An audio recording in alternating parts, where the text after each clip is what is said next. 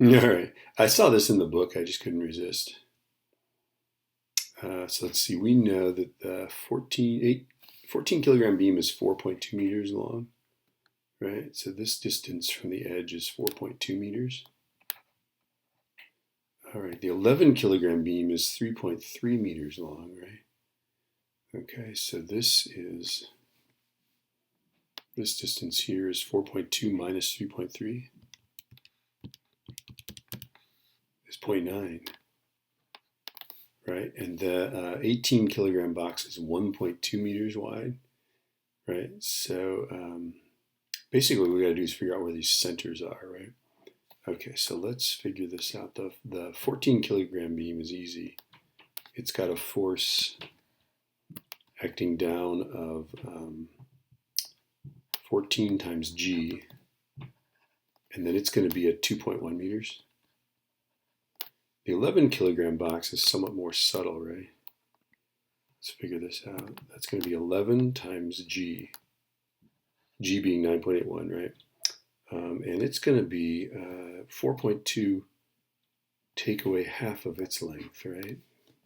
So if this is 3.3 meters, then this would be, see, this is higher math. I can't do it without my calculator. 1.65, right? Okay, so this is 1.65 to that center, right? So 4.2 minus 1.65 is 2.55. Taking all the fun of it, right? So again, I figured out that distance by saying from the left side we are not 4.2 but 1.65 less than 4.2, and 1.65 is half the length of that beam, right? Okay, so let's see. This guy is. The 18 kilogram box is 1.2 meters wide, right? So this spot here is 0.9 from the hinge. How do I know that? Because it's 4.2 minus 3.3. So that's 0.9, and then we want to go over 0.6. 0.6 being half of 1.2, right? So that's 1.5.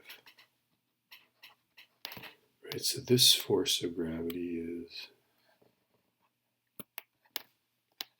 18g at 1.5. Wow, okay. So these are all clockwise torques, and then of course the unknown torque acting at the unknown distance is going to be an anti-clockwise torque. So let's set up our torque expression. Let's see.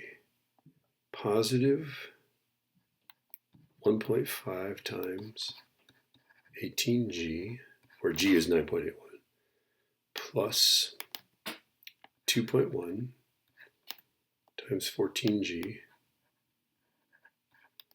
All right, plus 2.55 times 11g. So clockwise torque, clockwise torque, clockwise torque. They're all three of those positive, right? This force, of course, acting up would be anti-clockwise. So minus x times 263 is 0. So this one, the trick here is just figuring out where these centers are, finding these distances, right? Some are simple and some are not so simple. So let's see, let's go 1.5 times 18 times 9.81. All right, plus 2.1 times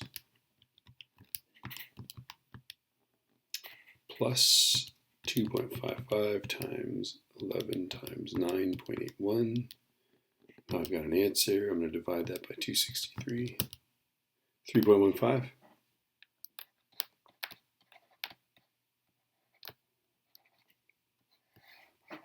It's 3.150017.